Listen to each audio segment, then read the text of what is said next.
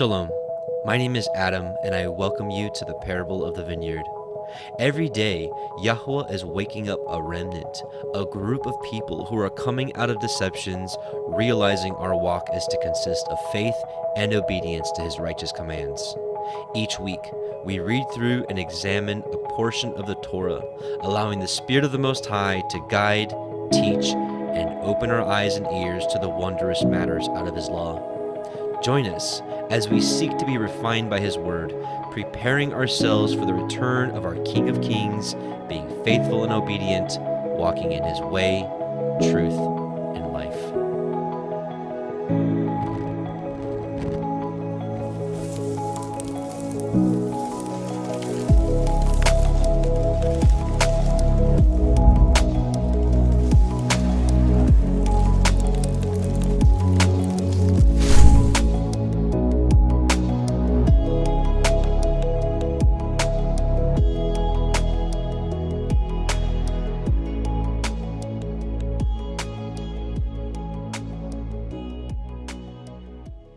Shalom and welcome back, brothers and sisters. Welcome to the Parable of the Vineyard Torah portion study.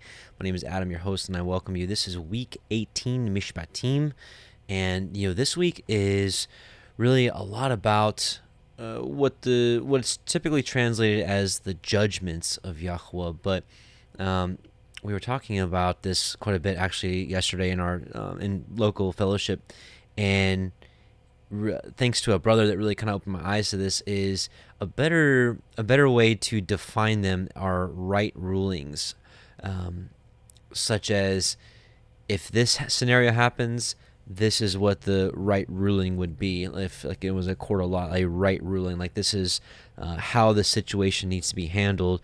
And if we were in a community of sorts, I would actually look at these and be like, hey, this is a really good way of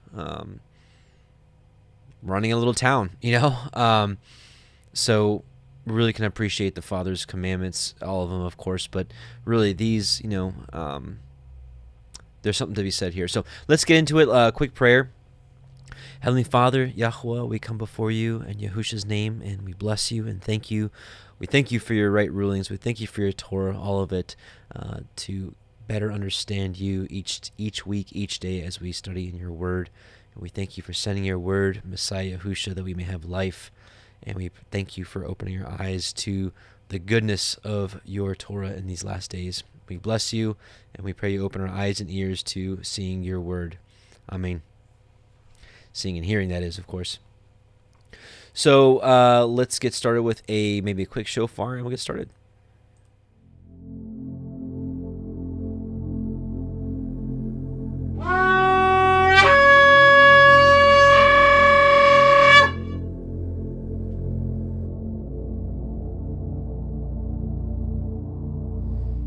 If you weren't awake yet, you're awake now.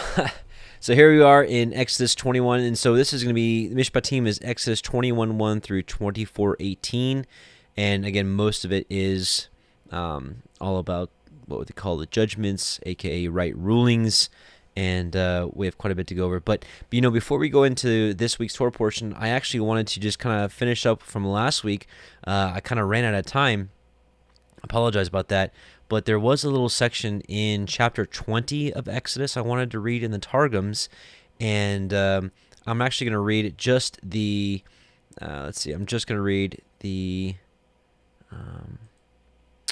last 5 commandments, and there's something really interesting here in the Targums that I think really reveals quite a bit, and actually, it's kind of like the right rulings, kind of a cause and effect, and I think it'll really be interesting once we get to the last one, to the commandment of not coveting. But for each one, you'll see there's a consequence. And if you really look back at the history of Israel and how they broke the commandments and what came upon them, it really kind of brings this alive. So, my people, the sons of Yisrael, you shall not be murderers. You shall not be companions of or partakers with murderers in the congregations of Yisrael. There shall not be seen a murderous people, neither shall your sons rise up after you and teach one another to take part with murderers. For on account of the guilt of murder, the sword cometh forth upon the world. So this is the cause and effect for murder. It's going to get a little more interesting as we continue to go. My people, the house of Yisrael, be not adulterers, nor companions, nor partakers with adulterers, nor in the congregations of Yisrael shall there be seen an adulterous people, that your sons may not arise after you to teach one another to have part with adulterers. For through the guilt of adultery, death cometh forth upon the world. So earlier it was the sword, so this is like, army invading, coming upon your land. And we saw this quite a bit. There was blood on the hands, innocent blood on the hands of Israel, Yisrael, and that's why the invading armies came. But apparently, according to adultery, death, this is more like a famine or pestilence comes upon the world. Sons of Yisrael, my people, you shall not be thieves, nor companions, nor partakers with thieves. There shall not be seen in the congregations of Yisrael a thievish people, that your sons may not arise after you to teach one another to have part with thieves. For on account of the guilt of the theft, famine cometh forth upon the world. So, according to the Targums, famine is the direct consequence of theft. Sons of Yisrael, my people, ye shall not testify against your neighbors a testimony of falsehood, nor be companions or partakers with those who bear false witness, nor shall there be seen in the congregations of Yisrael a people who testify a testimony of falsehood. Neither shall your sons arise after you to teach one another to have part with those who testify falsehood. For because of the guilt of false testimony, the clouds go up, and the rain cometh not down, and dryness cometh upon the world. So false testimony brings a drought. Sons of Yisrael, my people, ye shall not be covetous companions or partakers with the covetous, nor shall there be seen in the congregations of Yisrael a covetous people, that your sons may not arise after you to teach one another to have part with the covetous. Neither shall any among you covet the wife of his neighbor, nor his servant, nor his handmaid, nor his ox, nor his ass, nor anything that belongeth to his neighbor. Because, now listen to this, this is actually really the whole reason I want to read this. Because through the guilt of covetousness, the government breaketh in upon the possessions of men to take them, and the wealthy are made poor, and slavery cometh upon the world. And so it is interesting that almost everything in mainstream media breeds covetousness. It's really, you can call that in modern day consumerism. Covetousness or consumerism is a byproduct of covetousness, and it's really such a plague in this world. And really, what's going on and what's really coming? For most of us know that the government breaketh in upon the possessions of men to take them, and the wealthy are made poor, and slavery cometh upon the world. So I thought that was really interesting, and I wanted to share that with you this week. So, okay, so let's get into it now. And so we're at Exodus 21:1, and we'll read through and comment as led. And so let me just, I meant to mention this just in case you're stumbling across this. I would not consider myself a Torah teacher. I am so new to getting back to this that I'm really a student of the Torah, and I simply invite you to study along with me. This would be like if you were in my living room. I'd be reading this and sharing with you what pops out to me when I read these things. Just like yesterday at our local fellowship, it was really a reading of this, and we kind of just went around the room, and any comments and questions, and we kind of bounced ideas off each other. That's really how I'm operating this, but unfortunately with this platform, it's kind of just a one-way conversation. But anyways, just wanted to put that out there. So anything that might be new information to you, certainly take it to prayer. And I'm not saying that everything that I would put forth would be right, although I'm striving for that. So just a little word of caution, I guess, or just to put that up front, just so you don't, whatever. Exodus 21:1. Now these are the judgments or right rulings which you shall set before them. If you obtain an Ivri, that's the Hebrew servant, 6 years he shall serve, and in the 7th he shall go out free for nothing. And this is, in our modern day language, servant brings about pretty much the same thought process as if someone were to say slave to you, you'd probably think of servant, slave. It's probably a very similar meaning in our modern day context, but a servant back then would be equal to employee right now. But back then they had a lot of live-in employees, and so they were like, yeah, they were like your live-in employees. That's just how it was. You had landowners and you had people without, and people without needed jobs. They needed to eat. They needed to feed families, and so they, they sold themselves into servitude, and that's how they lived. And it was a benefit. I mean, you look back at like Eliezer, Abraham's servant. He was delighted to be Abraham's servant, and because Abraham was a good employer.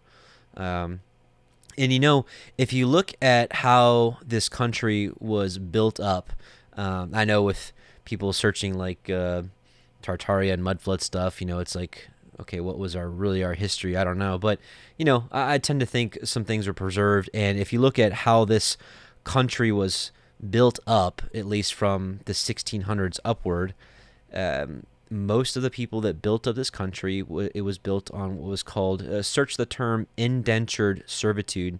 And really what it was is people didn't have enough money to even get on the boat to come out here.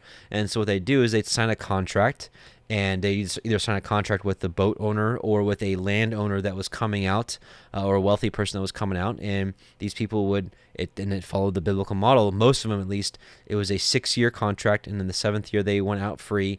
And typically they would get like a piece of land as kind of like their reward. So they worked for 6 years. They ate, they drank, they had shelter, they had warmth, and after that, then they get their own piece of land, and they'd be able to get their own family and homestead started. So it's not really a bad thing. I think people that would mock us for keeping the Torah or wanting to keep the Torah, it's just a lot of terminologies just don't make sense today. So when you just read this, oh yeah, you're gonna have a slave for 6 years, oh, have fun with that. I don't think that's really grasping the whole concept of what's going on here. So still a good thing. Even Yahusha said the poor is always going to be with you. There's always going to be people that have. There's always going to be haves and have-nots. And so because Yahuah knows that, that's how he created this world, because he didn't create this world for everybody to have the exact same amount of money. That's just not how it is.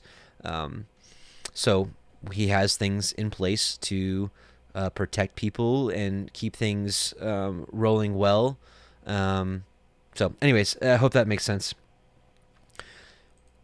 If he came in by himself, he shall go out by himself. If he were married, then his woman shall go out with him. If his master have given him a woman, and she have borne him sons or daughters, the woman and her children shall be her master's, and he shall go out by himself. And if the servant shall plainly say, I love my master, my woman, and my children, I will not go out free. Then his master shall bring him unto the judges, and he shall also bring him to the door, or unto the doorpost, and his master shall pierce his ear through with an awl, and he shall serve him forever. So, an earring. So, this is possibly the beginning of where earrings came from, showing, that kind of belonged to somebody, that you were in servitude, essentially. So, that is kind of interesting. But, all right, let's keep going. Exodus 21:7. Oh, by the way, and this is what an awl looks like. It's like right here. This is an awl. There's different. Yeah, there you go. That's an awl. So that's a old school way of piercing some ears, right? Yeah, let's see here. Give me a second. Okay.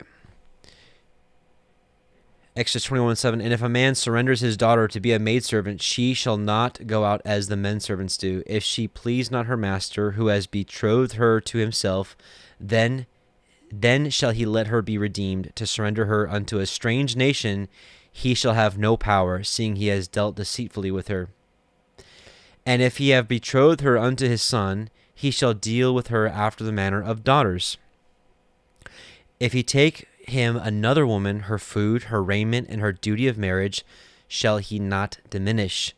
And if he do not these three unto her, then shall she go out free without money. He that smites a man so that he die shall be surely put to death. And if a man lie not in wait, so if he wasn't being sneaky and waiting for, being creepy and creeping around waiting to kill somebody, but Elohim deliver him into his hand, then I will appoint you a place where he shall flee. This is the places of refuge that we'll talk about later in the Torah. But if a man come presumptuously upon his neighbor to slay him with guile, you shall take him from my altar that he may die. And he that smites his father or his mother shall be surely put to death. And we talked about this quite a bit last week with talking about the commandments, and especially talking about honoring your father and mother. And someone that would smite their father and mother, that's certainly not honoring them, and it's dishonoring them. And, listen, I'm going to be honest with you. If we lived in a community where children knew this, I think those children would be on their best behavior. What do you think? And he that steals a man and sells him, or if he be found in his hand, he shall be surely put to death. Right? So put that in modern day context with that's a huge problem in this country, in this world actually, is trafficking, child trafficking, the other kind of trafficking. That would be this right here. And the penalty would be death. And I would stand behind this 100%. So again, I'm just thinking about it. If we had a community and someone was caught doing this, this would be the punishment. But even more so, the fear of this punishment would be in people's mind. Hopefully they'll be like, it's not worth it. Whatever money that I need and would get out of doing something like this, if I get caught, this is what the consequence would be. No way. Just like, it's not in this Torah portion, but just like that one that not everybody, people like to go to, where it says to stone your child if they're a glutton and a drunkard and they don't listen to you. I think the fact that that's a law, and if the children knew that law, that would keep most children from misbehaving. Right? That's where the fear of Yahuah comes in. Do we fear his ways or not? And he that curses his father or his mother shall be surely put to death. Again, to keep children in line. I think a community that with children that knew this, it would run much more smoothly. And if men strive together, and one smite another with a stone or with his fist, and he die not, but keeps his bed, if he rise again, and walk abroad upon his staff, then shall he that smote him be innocent, only he shall pay for the loss of his time, and shall cause him to be thoroughly healed.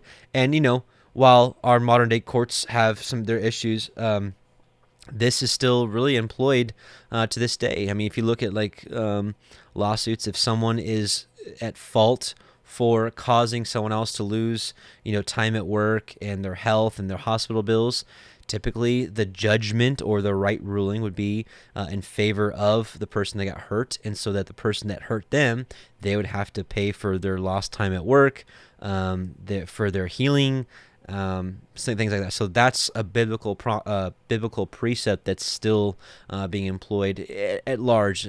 Of course, you've got other issues to talk about, but that's for another time. But in general, that's still being employed this day. Exodus 21:20, and if a man smite his servant or his maid with a rod, and he die under his hand, he shall be surely punished. Notwithstanding, if he continue a day or two, he shall not be punished, for he is his money.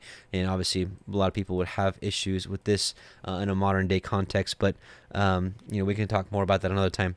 If men strive and hurt a woman with child, so that her fruit depart from her, and yet no mischief follow, he shall be surely punished, according as the woman's man will lay upon him, and he shall pay as the judges determine.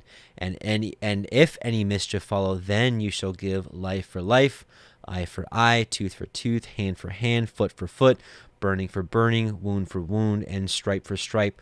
And and we know that Yahusha quoted this and was like, you've heard that it was said, eye for eye, tooth for tooth.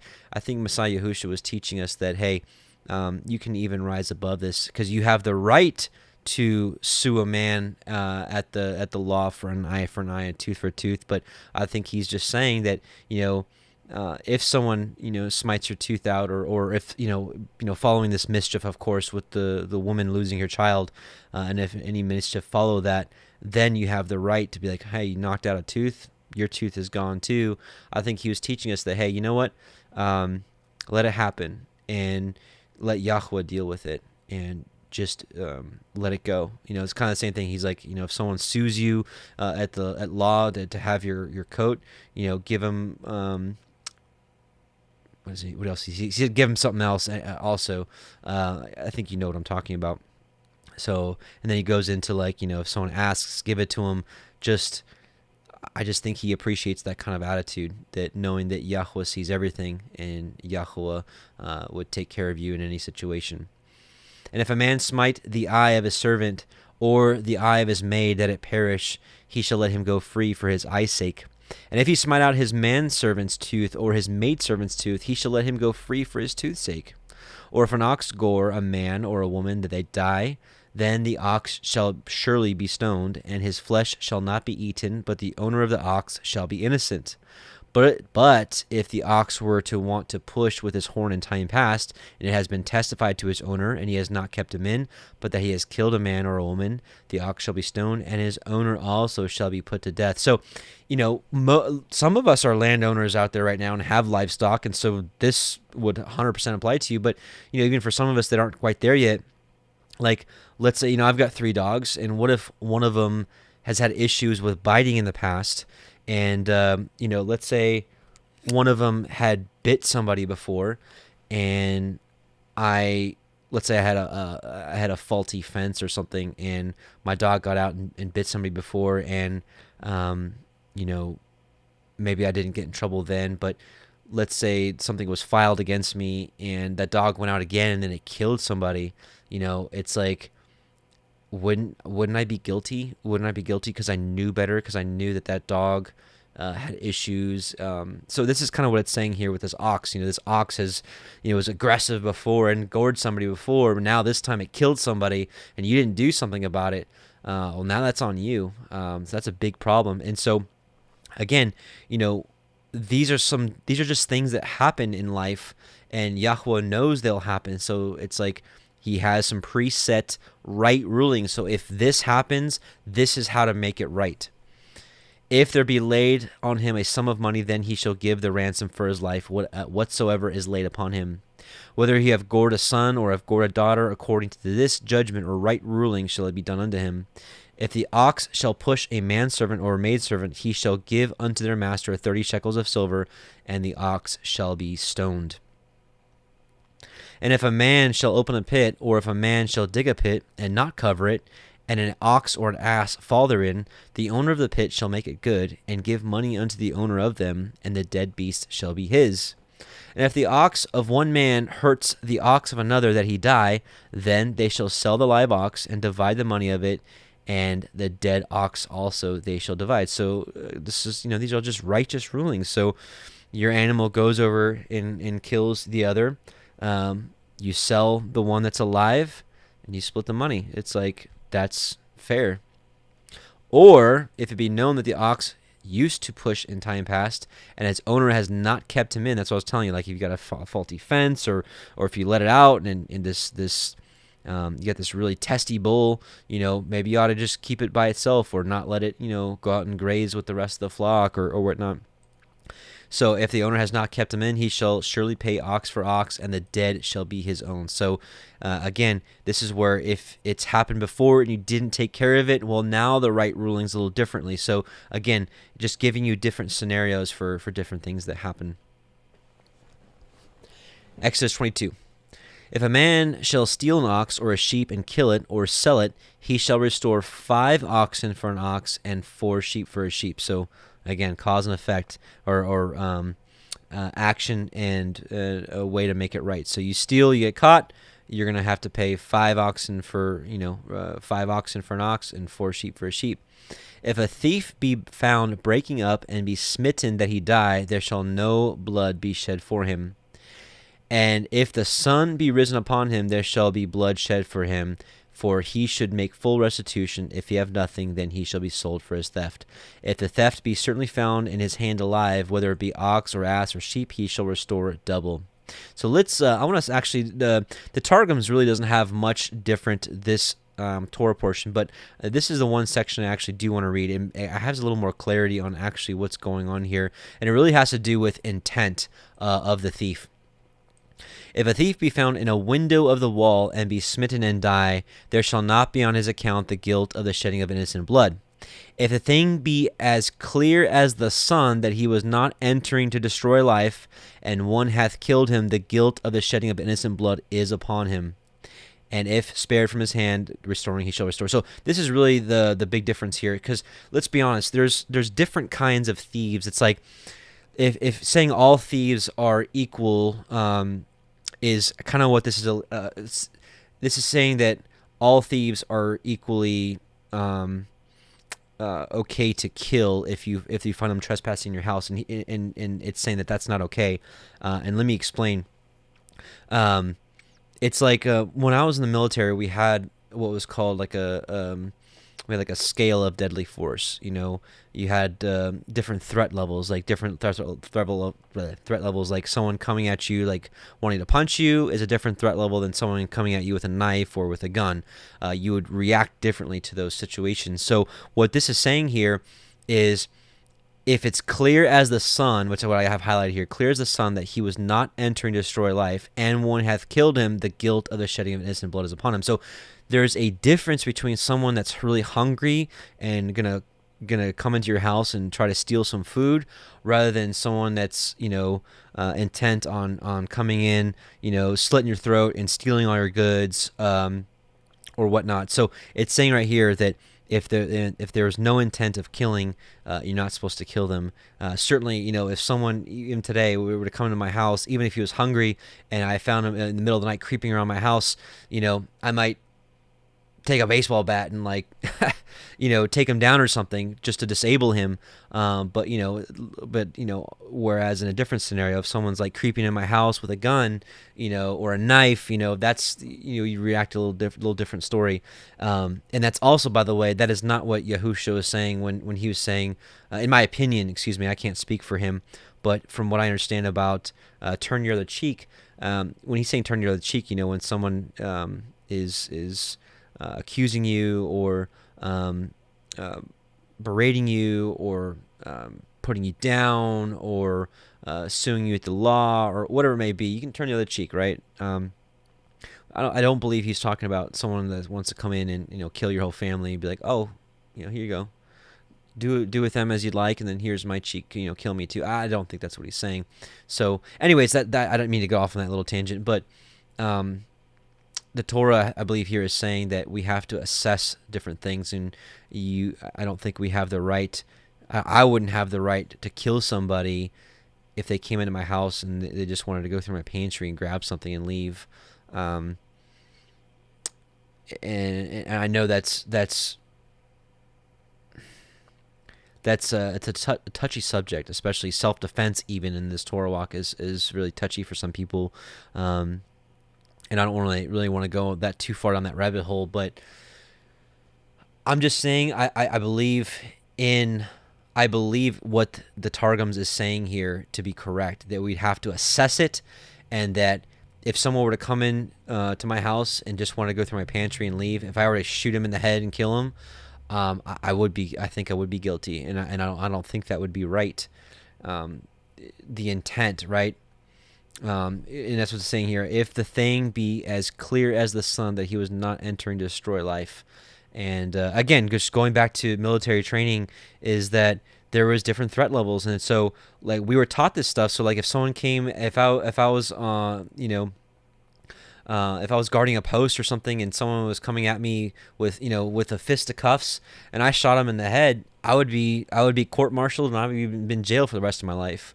That's why they taught us that kind of stuff. Now, if somebody came at me with a gun or something else, or a knife or whatever, even a knife, they teach us non-lethal ways of taking the person down. Of course, because we're armed, we have a little advantage, and if they're coming at us with a knife, we had non-lethal ways of subduing the target. So I'm just saying there's different threat levels, and that's I'm really talking about this longer than I wanted to. So we'll keep going. 22:5. If a man shall cause a field or vineyard to be eaten, and shall put in his beast, and shall feed in another man's field, of the best of his own field and of the best of his own vineyard shall he make restitution. right? So you go let your animal go feed in someone else's yard, like go eat his stuff, and you get caught, right? You need to let his his beasts. You need to have the best of your own field given back to him to make it right. If a fire break out and catch in thorns, so that the stacks of grain or the standing grain or the field be consumed therewith, he that kindled the fire shall surely make restitution. Totally makes sense, right? You start the fire, you pay for it. If a man shall deliver unto his neighbor money or stuff to guard, and it be stolen out of the man's house, if the thief be found, let him pay double. If the thief be not found, then the master of the house shall be brought unto the judges to see whether he have put his hand unto his neighbor's goods. So you have to be a witness. You'd have to testify, hey, I didn't take this stuff. For all manner of transgressions, whether it be of ox or ass or for sheep or for raiment or for any manner of lost thing which another challenges to be his, the cause of both parties shall come before the judges, and whom the judges shall condemn, he shall pay double unto his neighbor. If a man deliver unto his neighbor an ass or an ox or a sheep or any beast to guard, and it die or be hurt or driven away, no man seeing it, then shall an oath of Yahuah be between them both, that he has not put his hand unto his neighbor's goods, and the owner of it shall accept thereof, and he shall not make it good. And if it be stolen from him, he shall make restitution unto the owner thereof. If he be torn in pieces, then let him bring it for a witness, and he shall not make good that which was torn.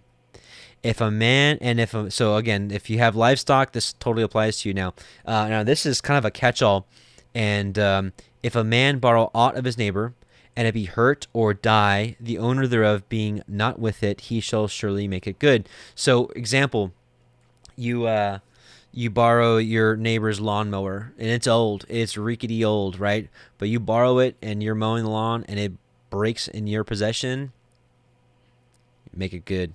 Right, even if your neighbor's like, it's fine, it's old, it was rusty, it was going out anyways, or likewise, a car, someone lets you borrow their car and it breaks down in your possession, the Torah is saying you make it good, even if they're like, I'll let you, no, it's not a big deal, it was so old and it's not your fault, and Torah says make it good.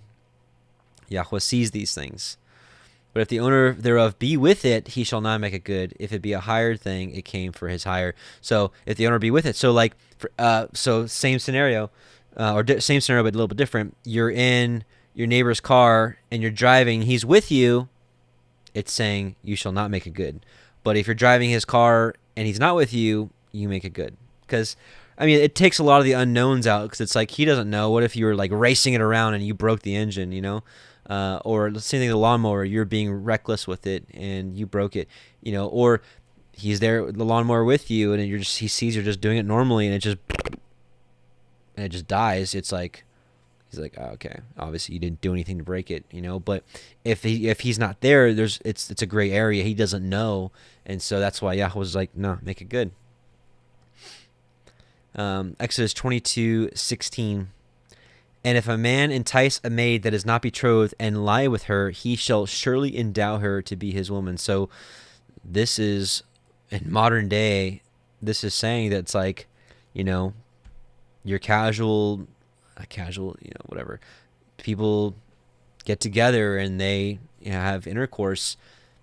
I was saying get married, right? Endow her to be your woman. And yeah, I think all of us have, not all of us, a lot of us have transgressed this, right? I can't say all of us. I've actually met quite a few of you out there that high school sweethearts and been with the same person all your life. That's great. I'm glad to meet that there's more people out there that actually did it right. So praise Yah for that. That's awesome. If her father utterly refused to give her unto him, he shall pay money according to the dowry of virgins. You shall not suffer a witch to live. And obviously this is something that has been thrown in my face for Torah keeping. It's like, excuse me. It's like, oh, you want to keep Torah, right? Okay, so why aren't you going around and, stoning witches and killing witches? And we have to realize, this is living in the land. This is living in under the rule and authority of Yahuah's land. which we're not. We're in dispersion. We're in whatever you want to call it. Egypt, Babylon, doesn't matter. Look at Daniel in Babylon. You don't think there was magicians and witches all over him? We didn't see Daniel going around like, stoning or stabbing every witch out there. Obviously, that's not the time and a place for it. But certainly let's put ourselves in a community of people, 100 people, 1,000 people, 10,000 people, whatever. And people knew that this law existed. Do you think anybody would want to be like, I wonder if it'd be a good idea to like do witch stuff, They'd probably be like, I don't know, because if someone found out and, I'd die, you know what I'm saying? So, yeah, I mean, that I think it's as simple as that. It should put the fear in people to not want to go down that road. Whosoever lies with the beast shall be surely put to death. He that sacrifices, and that's pretty, yeah. He that sacrifices unto any Elohim, save unto Yahuah only, he shall be utterly destroyed. You shall neither vex a stranger nor oppress him, for ye were strangers in the land of Mitzrayim, right? And this is just part of being neighborly to everybody, regardless of if they're of our same nation, same skin color, ethnicity, whatever. Yahusha says to leave and love our enemies, right? So how dare us oppress a stranger? You shall not afflict any widow or fatherless child. No, in fact, we're supposed to do the opposite. We're supposed to take care. That's a Torah commandment elsewhere. It's to take care of the widow, take care of the orphan. If you afflict them in any wise, and they cry at all unto me, I will surely hear their cry. And my wrath shall wax hot, and I will kill you with a sword, and your women shall be widows, and your children fatherless. See, Yahuah takes vengeance. If you lend money to any of my people that is poor by you, you shall not be to him as an usurer, neither shall you lay upon him usury. And this is interest, right? So it's like, yeah, I'll lend you $1,000, but you're gonna have to pay me back $1,200, and you can pay it, monthly. You can borrow $1,000, and you can pay me back $1,000, and you can take 10 months and pay me back $100 a month. That's what you can do. Or you can just give people money. You can do alms, right? Which probably would be, probably even be more righteous in Yahuwah's eyes. Okay. Let's see. Hold on. Actually, yeah, there's one passage in 2 Esdras I wanted to read about the orphan and the widow. 2 Esdras 2:20-23. Guard the rights of the widow, secure justice for the fatherless, give to the needy, right? So that's what I was just saying. Instead of letting him borrow, how about you just give to him? Defend the orphan, clothe the naked, care for the injured and weak. Do not ridicule a lame man. Protect the maimed, and let the blind man have a vision of my splendor. Protect the old and the young within your walls, and when you find any who are dead, commit them to the grave and mark it, and I will give you the first place in my resurrection. So Yahuwah obviously has a soft spot for the widow, the orphan, the lowly of our people, the lowly of the nation, our world. And it's our job. Remember when Yahusha separates the sheep from the goats, and he looks at the sheep on his right hand, you're like, when I was naked, you clothed me. When I was sick, you came and visited me. In prison, you visited me. I was hungry and you fed me. And they're like, Adonai, when did we do these things to you? And he's like, well, when you did it to the least of these, you did it unto me. So, something to think about. Sorry, I got itches. And then as far as lending. Yeah, as far as lending. So, if you lend any money to my people, neither be a usurer. The Messiah Yahusha here in Matthew 5 says, give to him that asks of you, and to him that would borrow of you, turn not away. You have heard that it has been said, you shall love your neighbor and hate your enemy. But I say unto you, love your enemies, bless them that curse you, do good to them that hate you, and pray for them which despitefully use you and persecute you, that you may be the children of your Father which is in heaven. For he maketh his sun to rise on the evil and on the good, and sendeth rain on the just and on the unjust. For if you love them which love you, what reward have you? Do not even the publicans the same? And if you salute your brethren only, what do you more than others? Do not even publicans so? Be therefore perfect, even as your Father which is in heaven is perfect. Hallelujah.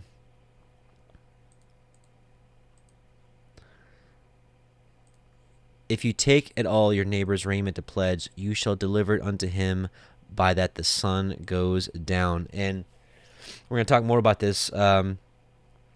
This is actually a lot clearer. I think it's in Deuteronomy.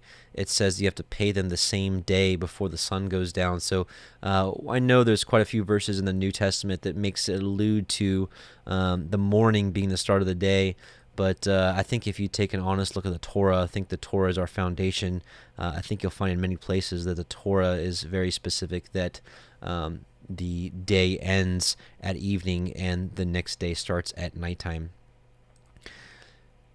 For that his covering only, it is his raiment for his skin, wherein shall he sleep? And it shall come to pass, when he cries unto me, that I will hear, for I am gracious. You shall not revile the Elohim, nor curse the ruler of your people. And this was interesting, right? There's actually a verse that I wanted to pull up here. Ecclesiasticus 21:27, when the ungodly curseth Satan, he curseth his own soul. I don't know that it's a good idea for us to curse Satan. I don't think it's what we're supposed to be doing. Jude 1:9, yet Michael the archangel, when contending with the devil, he disputed about the body of Moshe. He durst not bring against him a railing accusation, but said, Yahuah rebuke you. So I don't know that it's a good idea for us to go around cursing Satan and calling him this and calling him that. I don't know. It's a good idea, right? And we actually went into a really cool long rabbit trail yesterday at the Sabbath gathering. But long story short, there's we talked about this at the end of last year's Torah portion cycle. If you were with us when the Torah portion with Deuteronomy 32, which is the other song of Moshe. But it says in there that when the nations were divided, they were divided according to the sons of Israel, which is not correct. The Septuagint actually corrects that. It says according to the nations were divided according to the sons of Elohim. You've got 70 Elohim, like angel, certain class of angel that is rulers. They're like princes over nations. They're the 70 I think it's in the Targums, I think, and maybe even Jasher. It says when the angel of Yahuwah came down, he came down with 70 of the angels, and it's the 70 nations that were dispersed from the Tower of Babel, 70 different tongues. And we see that come alive in Daniel when Gabriel is coming to Daniel, and Gabriel's like, I tried to come to you sooner, but the prince of Persia withstood me for 21 days, and then he got some help. And so you think to yourself, the prince of Persia, that's not the mortal man in Persia that's ruling. This is the one of the 70 Elohim angels that was withstanding Gabriel. So anyways, we are not to revile them, right? At this point, like in the Psalm, it says, you made him a little lower than the angels. We are made right now at this point, we are lower than the angels. We don't need to be cursing any of them. I don't think we need to be speaking against them. Even Satan, I don't think we certainly, we resist the devil. We can rebuke the devil. Like when, what it just said there in Jude 1:9, rebuke the devil. And you saw Yahusha, he rebuked the devil and he fled from someone. But to sit there and like curse and like talk trash and like, oh yeah, devil, this and this and this, you're that. I don't think that's a really good position to be in, quite frankly. And I think it's putting yourself in a position that you probably shouldn't want to be, you shouldn't be in, nor want to be in. Think about it. He's the prosecutor up in heaven. You want to go around bad-mouthing the prosecutor, go ahead, but I wouldn't recommend it. I'm not sitting here covering for him like, oh, he's a good guy or anything. That's not what I'm saying. But to go around and cursing them, I don't think is a very smart decision. And I think that's kind of what this is kind of alluding to. So you shall not delay to offer the first ripe of your fruits, and of your liquors, the firstborn of your sons, you shall give unto me. And we're going to talk a little bit more about this when we get into Numbers. I think it's Numbers 19. Something I've been thinking a little more about, but we'll get to that when we get to it in Numbers. Likewise, shall you do with your oxen and with your sheep. 7 days it shall be with his dam, and on the 8th day you shall give it to me. And for those of you that have livestock, this is something to consider.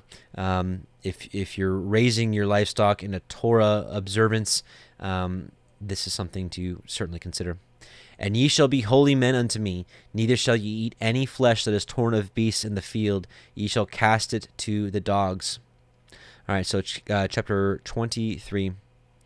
And actually, is it Numbers? Yeah. Okay. Numbers 18, not 19. Actually, just read it real quick for you.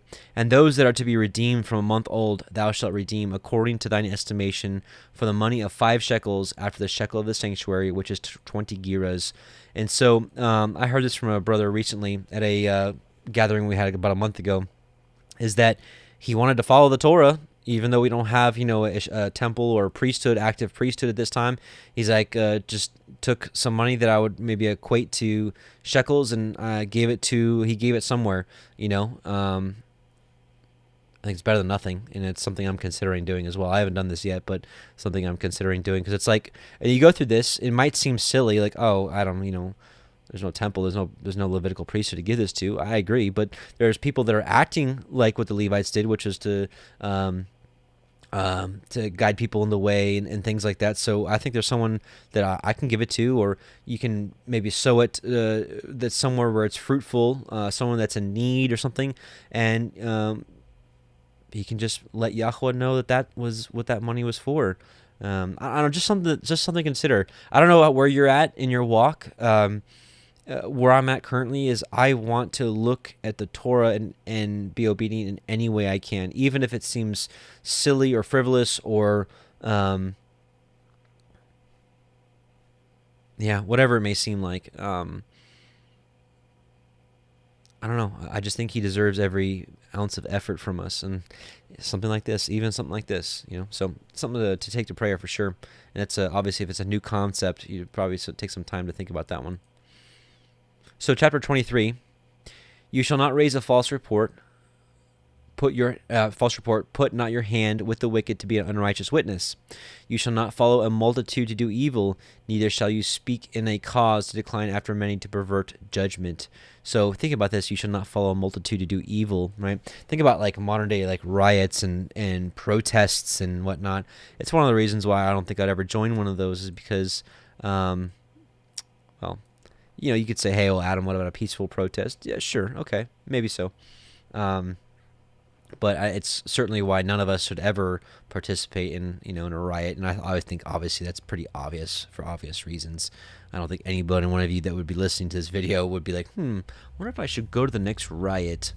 Obviously not, but sometimes we have to talk about the obvious. So, neither shall you countenance a poor man in his cause.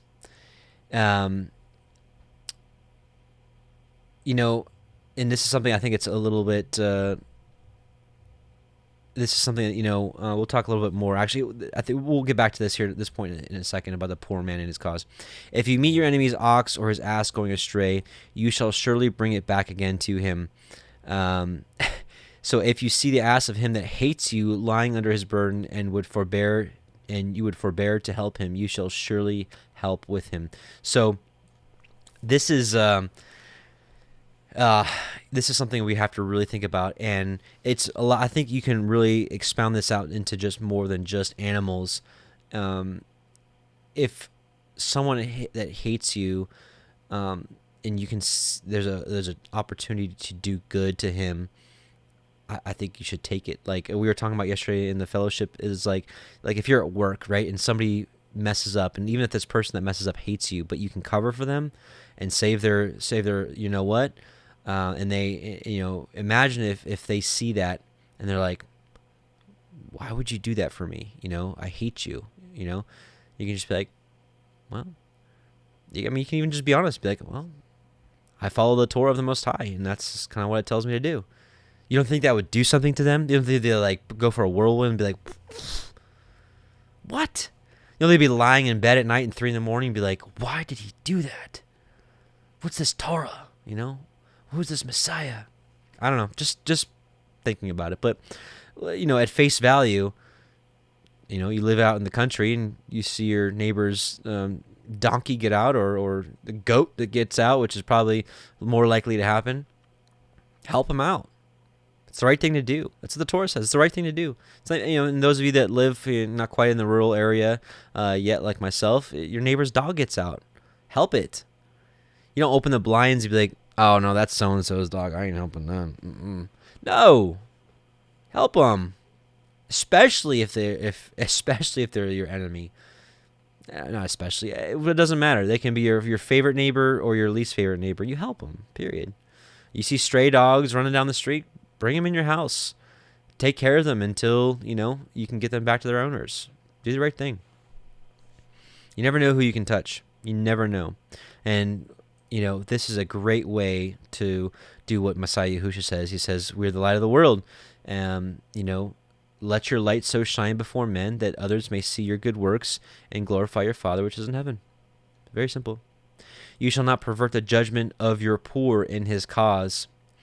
Right? You keep far from a false matter, and the innocent and the righteous slay not, for I will not justify the wicked. And you shall take no gift, for the gift blinds the wise and perverts the words of the righteous.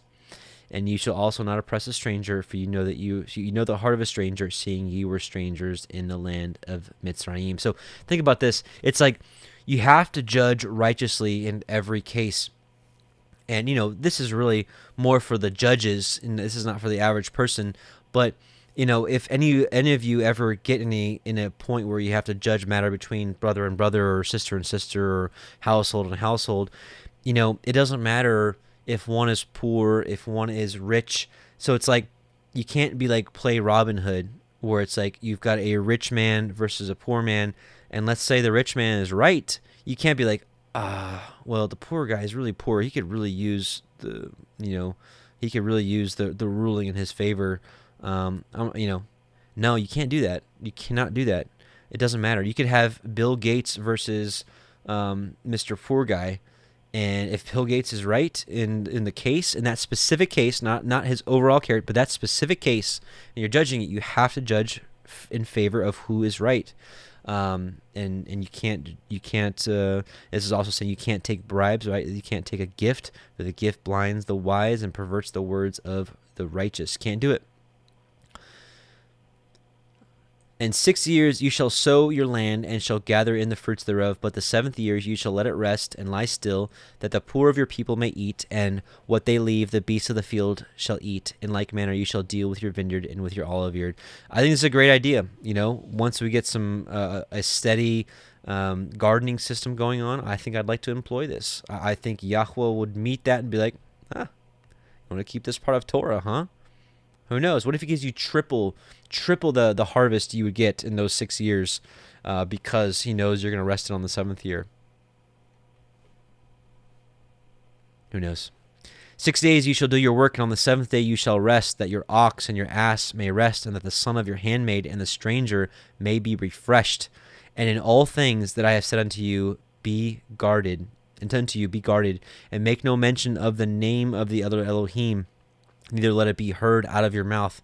That's like what recently I've been talking about the wandering stars, aka planets. I haven't been wanting to mention their names because those are the names of like the Greek lowercase g gods. 3 times ye shall keep a feast unto me in the year.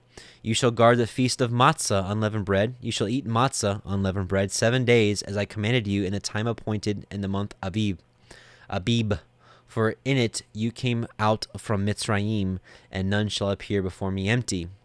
And the feast of Katsir, harvest, the first fruits of your labors which you have sown in the field, and the feast of Asif, the ingathering, which is at the end of the year, when you have gathered in your labors out of the field. 3 times in the year all your males shall appear before Adonai Yahuah. You shall not offer the blood of my sacrifice with chametz, leavened bread, neither shall the fat of my sacrifice remain until the morning. The first of the firstfruits of your land you shall bring into the house of Yahuah Elohiym.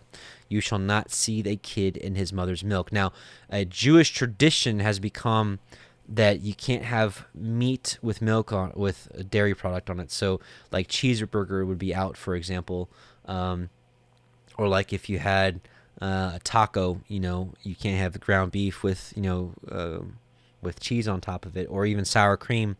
I don't know that I agree with that. I will say the Targum this week the Targum says that, and that brings up a point.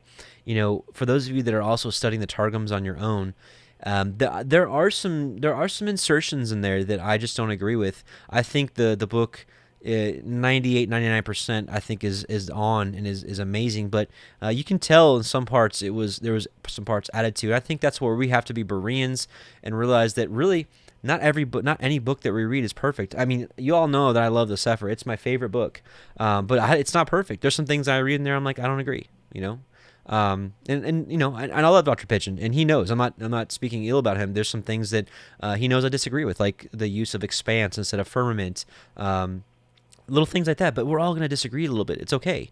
That's okay. But in no way, shape, or form, just because he puts expanse instead of firmament, am I going to toss out probably my favorite book? No. Just because there's a few things in the Targums that I don't agree with, would I toss it out? No. I think it's a wealth of information.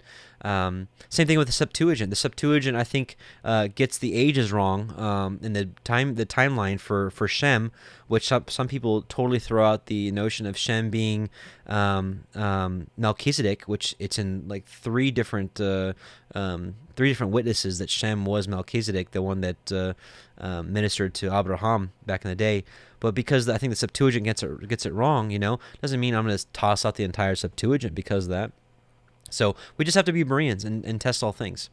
So Exodus 23:20, behold, I send an angel before you to guard you in the way and bring you into the place which I have prepared. Beware of him and obey his voice. Provoke him not, for he will not pardon your transgressions. For my name is in him. Remember Messiah Yahusha. He's like, I come in my Father's name.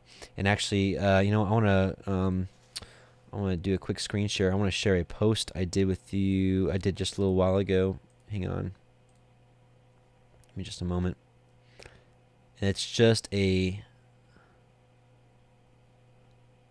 Hang on just a second. A couple of verses here that I want to share. And for those of you that have already watched it, it's a video called The Angel of Yahuah. I would highly recommend it. I think it would explain a lot more in detail. So, behold, I send an angel before you to guard you in the way and to bring you into the place which I have prepared. Beware of him and obey his voice, right? Provoke him not, for he will not pardon your transgressions, for my name is in him. This is not some regular angel. That's what we just read. So remember, it says, my name is in him. In Messiah Yahusha, John 5:43, I come in my Father's name, right? His name is in him. So listen to this. What angel led them out of Egypt into the wilderness and eventually into the land? So what angel is this talking about right here? And what's interesting is Jude knew exactly what angel that was. Jude 1:5, I will therefore put you in remembrance, though you once knew this, how that the Adonai, the Greek word here is Iesus, it's Messiah, having saved the people out of the land of Egypt, afterward destroyed them that believe not. And you can see it here in the interlinear. Remind you now, I want, having known at one time all this, that Iesus, right? He brought them out of the land of Egypt. So Iesus, which was transliterated from Yahusha to Iesus, Iesus to this one. And so anyways, long story short, Yahusha is that angel, and he's not just some angel, he is the angel of Yahuah. And if you need a little help with that, if that's alarming to you, like, oh, why would Messiah be called an angel? Let's take a look at Revelation 10:1-2. And here I saw another mighty angel come down from heaven, clothed with a cloud. A rainbow was upon his head, and his face was as it were the sun, and his feet as the pillars of fire. And he had in his hand a little sefer, a little book open, and he set his right foot upon the sea and his left foot upon the earth. And so, here we see he's covered with the cloud, rainbow upon his head, face as the sun, feet pillars of fire. This is all descriptions of Messiah. And then, of course, you've got the little book that was open that only the Lamb of Elohim was able to unseal the book and open up. And so this angel, so even Revelation calls him an angel. And then one more verse, just wanted to show you. The angel of Yahuah encamps around them that fear him and delivers them. So what angel requires fear of them? Only the angel of Yahuah, who is the pre-existent the pre-existent Messiah Yahusha, who was with the Father from the beginning, forever and ever. So praise Yah. That's this angel, right? So behold, I sent an angel before you to guard you in the way, to bring you into place. That's, in my understanding at this point, that's Messiah Yahusha. And if you want to learn a little more of why I've arrived at that conclusion, watch that video. It's called Identity, the Angel of Yahuwah. You shall not bow down to their Elohim, So my angel shall go before you and bring you into the land of the Amorim, the Chitim, and the Perizim, and the Cananim, and the Chivim, and the Yebusim, and I will cut them off. And you shall not bow down to their Elohim, nor serve them, nor do after their works, but you shall utterly overthrow them, and quite break down their images. And ye shall serve Yahuah Elohiym, and he shall bless your bread and your water, and I will take sickness away from the midst of you. There shall nothing cast their young, nor be barren in your land. The number of your days I will fulfill. I will send my fear before you, and will destroy all the people to whom you shall come, and I will make all your enemies turn their backs on you. And I will send the hornets before you, which shall drive out the Chivai, and the Kenani, and the Heti, and from before you. And I will not drive them out from before you in 1 year, lest the land become desolate, and the beasts of the field multiply against you. By little and little I will drive them out from before you, until you be increased, and inherit the land. And I will set your bounds from the Red Sea even unto the sea of the Pelishtim, and from the desert unto the river. For I will deliver the inhabitants of the land into your hand, and you shall drive them out before you. You shall cut no covenant with them, nor with their Elohim. They shall not dwell in your land, lest they make you sin against me. For if you serve their Elohim, it will surely be a snare unto you. Exodus 24. So we just got till verse 8, and we're going to finish up today. And he said unto Moshe, Come up unto El Yahuwah, you, and Aharon, and Nadab, and Abihu, and the 70 elders of Yisrael, and worship ye afar off. And you can see here, everything that Yahuwah showed Moshe was a pattern of what's above in the heavens, the tabernacle, the altar, everything, including the 70 elders, right? The 70 judges, if you will. And so we're talking about the 70 judges, the angels that are over territories. You have the 70 elders of Yisrael. And Moshe alone shall come near El Yahuwah, but they shall not come nigh, neither shall the people go up with him. And Moshe came and told the people all the words of Yahuwah and all the judgments, and all the people answered with one voice and said, All the words which Yahuwah has said we will do. And Moshe wrote all the words of Yahuwah, and rose up early in the morning, and built an altar under the hill, and 12 pillars according to the 12 tribes of Yisrael. And he sent the young men of the children of Yisrael, which offered burnt offerings, and sacrificed peace offerings of oxen unto Yahuwah. And Moshe took half of the blood, and put it in basins, and half of the blood he sprinkled on the altar. And he took the Sefer, the book of the covenant, and read into the audience of the people, and they said, All that Yahuwah has said we will do and be obedient. And Moshe took the blood, and sprinkled it on the people, and said, Behold, the blood of the covenant, which Yahuwah has cut with you concerning all these words. And we're actually going to talk more about this next week, about the covenant, the blood, a meal, very similar with what Yahusha did in the Last Supper, and then his eventual going to the cross, the stake, the pole, tree, whatever you want to call it, when he offered up his blood for us and offered up himself for us as that perfect, spotless lamb, and bringing us into the renewed covenant. So with that, brothers and sisters, I pray this was a blessing for you. If you're wondering why this wasn't on a live stream, out of nowhere, some of you may have seen this last week, or last week on Shabbat, we had technical issues and I could not stream, and I was testing the stream this afternoon. I was going to stream this afternoon, but still, I have issues, and it's not my internet. Computer's running fine. The streaming software seems to be running fine. It's just not working for whatever reason. So I don't know if the enemy is attacking, or I don't know. So I'm just going to have to continue to work on this, but until I can get it fixed, I'm just going to have to pre-record these and upload these as a premiere. So trust me, I want to live stream. I prefer doing it that way. I like doing this live with you all. It makes it a little more real when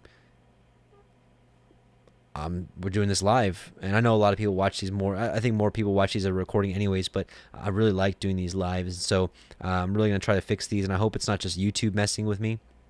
If it is, then I think we knew this day was coming, but otherwise maybe there's something that I just haven't been able to fix yet. But either way, that's, if you're wondering why this is a video and not a live stream, that's why I'm working on it. So if I don't get it fixed, I might have to do the same thing for our studies coming up this week as well. So with that being said, quick prayer, and we'll finish up this live stream. So this recording. So give me just a moment, and let's pray. Heavenly Father, Yahuah Most High, we come before you in Yahusha's name, and we thank you for allowing us to study your word. We pray that you continue to open our eyes and ears, that we may understand your word better and be more obedient and be ready and waiting as Messiah Yahusha comes in his return. We bless you and thank you for opening our eyes and for pulling us out of the world. In Yahusha's name, we bless you and thank you for all that you do and provide for us. Amen and amen. Yevarechecha Yahuah ve'yishmerecha Ya'er Yahuah panav elecha v'chuneka Yisa Yahuah panav elecha ve'yasem lecha shalom. Yahuah bless you and keep you. Yahuah make his face shine upon you and be gracious to you. Yahuah lift up his countenance upon you and give you shalom, give you peace. So blessings, brothers and sisters, in Yahusha's name, and we'll see you shortly.